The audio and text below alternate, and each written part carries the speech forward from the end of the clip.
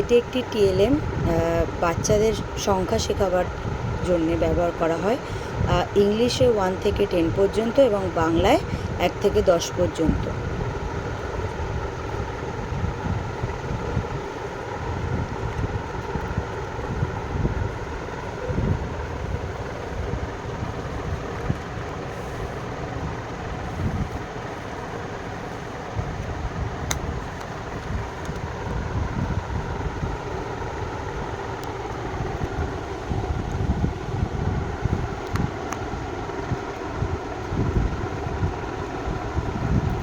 এর মধ্যে বাংলাতেও 1, 2, 3 লেখা আছে, সংখ্যা আছে এবং বানান করেও লেখা আছে, এবং ইংলিশেও 1, 2 লেখা আছে, সংখ্যা লেখা আছে এবং স্পেলিং লেখা আছে।